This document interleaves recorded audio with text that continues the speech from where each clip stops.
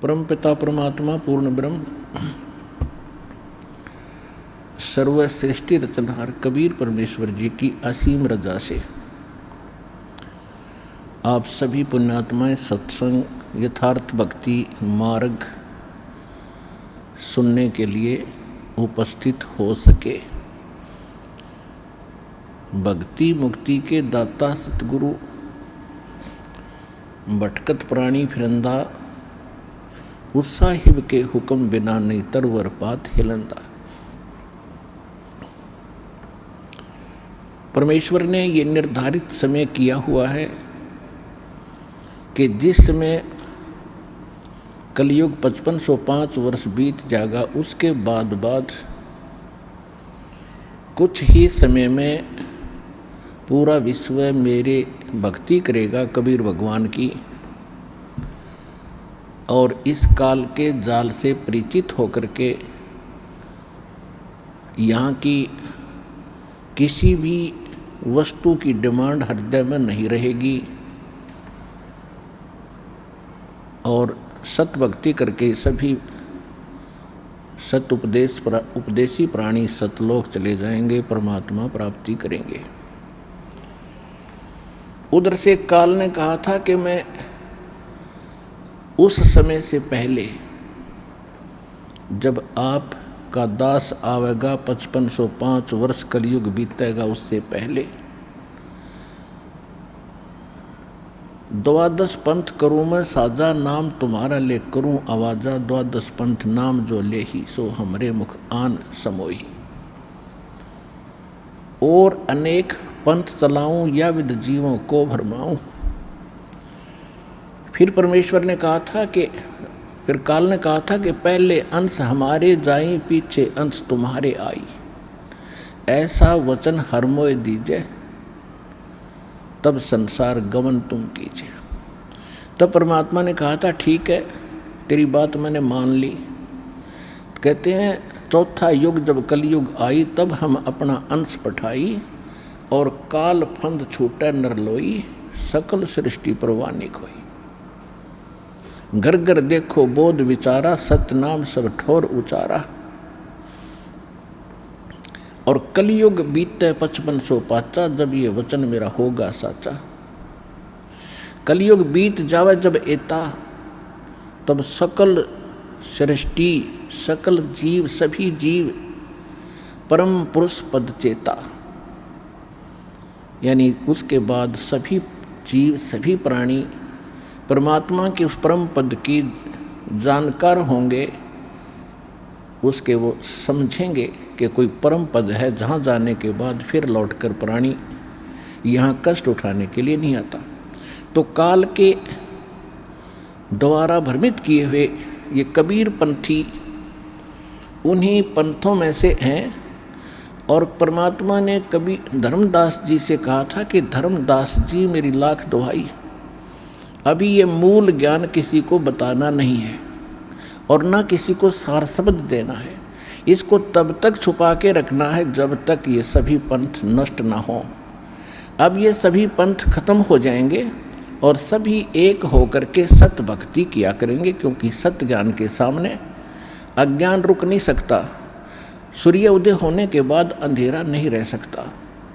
अब ये परमात्मा के सत्य ज्ञान का सूर्य उदय हो रहा है, कुछ ही दिनों में ये शिखर में होगा, तो सब अज्ञान और ये नकली संत अपने आप ठिकाने बैठ जाएंगे और साफ रास्ता कर देंगे। सब बच्चे भगवान की शरण में आएंगे। अब कलयुग में ये काल के जो प्रेरित दामा खेड़ा से संबंधित कुछ जो दामा खेड़ा से संबंधित एक गद्दी चली आ रही है, वो धर्मदास जी के वंशज मानते हैं।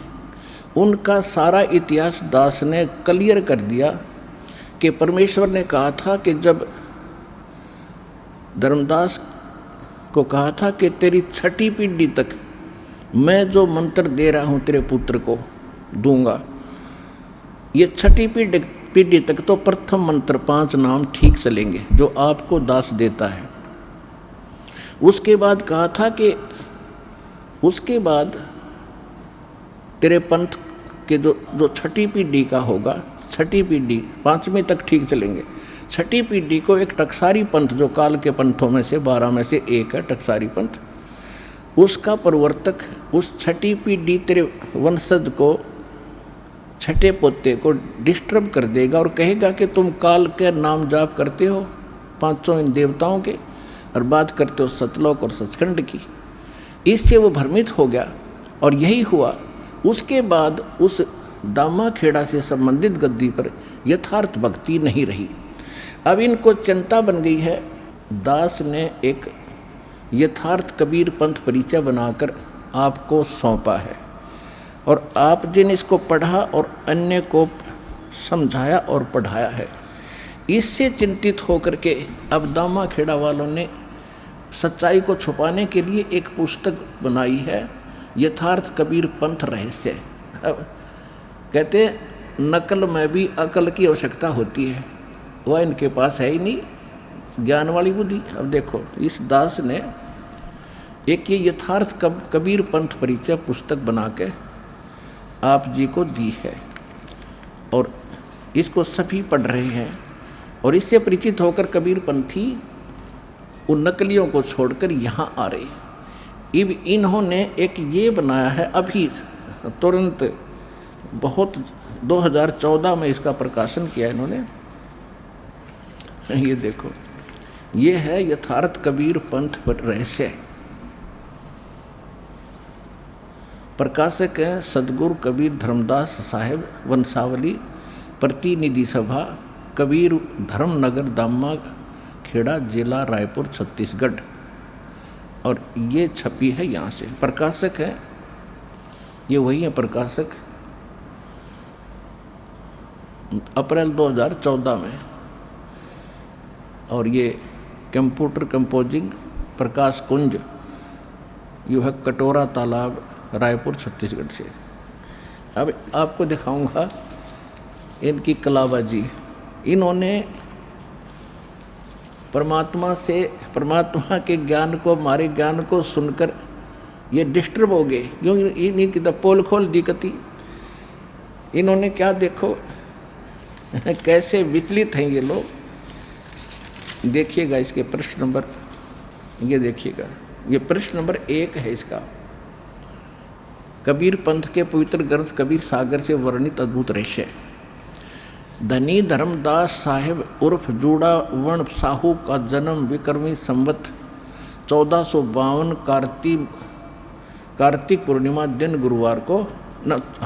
गुरुवार को बांधवगढ़ में हुआ। ठीक, अच्छा ये तो यहाँ पर। अब आगे देखो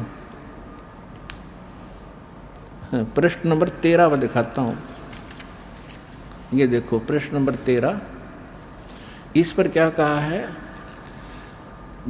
कबीर पंथ के प्रवर्तक धर्मदास साहिब का जन्म कबीर साहिब के 2.5 वर्ष पूर्व अर्थात विक्रमी संवत 1442 ईस्वी सन 1995। अकल है इनकी, अरे देवताओं 1442 और 1995 में। अब और दिखाता हूँ आपको। देखो 7 पृष्ठ पे ये क्या कहते हैं। 7 पृष्ठ पे कहते हैं कि सतगुरु वे सृष्टि, ये क्या लिखा है कि सृष्टि रचना से पूर्व उस व्यापक सत्य सुनता में सतगुरु कबीर साहब स्वयं ही सतपुरुष में ही विद्यमान थे, यानी सतपुरुष में थे। ये क्या मानते हैं, कबीर साहब अलग है, सतपुरुष अलग है। और हमारी नकल करके इन्होंने नीचे थोड़ी सी बात घुमाई है, देखिएगा। इसी 7 पृष्ठ पे हम पढ़ रहे हैं। यहाँ क्या कहा इन्होंने, जगत सृष्टि की रचना से पूर्व निरंजन ब्रह्मा विष्णु शंकर भी इसी में समाहित थे। यो क्या कह रहा है कि ये क्या लिख रहे हैं, सतपुरुष में कबीर साहब भी उसी में लीन थे और निरंजन भी ब्रह्मा विष्णु महेश भी उसी में लीन थे। यानी इन नकलियों ने कबीर साहब को निरंजन और ब्रह्मा विष्णु महेश की कैटेगरी में लाकर खड़ा कर दिया। इनके पास खाक ज्ञान है। और देखो आगे देखो विद्यमान थे, निरंजन भी उसी में थे, समाहित थे। और सृष्टि का संपूर्ण दृश्य अदृश्य जगत सत्पुरुष में ही समाया हुआ था। अतः सतगुरु कबीर साहब इस समस्त दृश्य अदृश्य सृष्टि के साक्षी गवाह भी हैं। वे सृष्टि के आदि में भी विद्यमान रहे और प्रलय काल तक रहेंगे, यानी फिर मर जाएंगे। अर्थात सतपुरुष और सतगुरु कबीर साहब एक ही हैं। इनकी कलाबाजी देखो, पहले तो कह रहे हैं कि सतपुरुष में कबीर साहब समाये हुए थे और ब्रह्मा विष्णु महेश और निरंजन भी उसी में थे, और फिर उससे उत्पन्न हुए। अरे ये कह रहे कबीर साहब और सतपुरुष साहब एक ही हैं। ये तो हमारी पढ़ केवल एक पंक्ति लिखी है गलती से। इनका मानना ये है कि कबीर साहब अलग हैं और सत्य पुरुष भिन्न है। तो यहीं से पता चल जाएगा ये पक्के काल के दूत हैं, इनको कख पता नहीं। और 600 वर्ष हो गए दावा करते हैं कि बांधवगढ़ दामा खेड़ा से जो नाम लेगा वो पार होगा। पार नहीं, उसका तो बेड़ा गर्क हो जाएगा। कख नहीं इनके पास, कोई सार नाम नहीं, सार शब्द नहीं इनके पास, सार सत्य नाम नहीं। 500 नाम अटपट कर रहे हैं, वो भी सही नहीं। अब देखो 7 पर हम पढ़ रहे हैं, देखो ये 7 पर हम पढ़ रहे हैं, यहाँ तक हम आगे हैं, ये सारा हमने पढ़ लिया। वे सृष्टि के आदि में विद्यमान रहे और प्रलय तक रहेंगे, यानी प्रलय फिर कबीर साहब मर जाएंगे, इनका कहना। अर्थात सतपुरुष और सदगुरु कबीर साहब एक ही हैं। इसी अव्यक्त सतपुरुष से ही व्यक्त संसार का निर्माण हुआ है।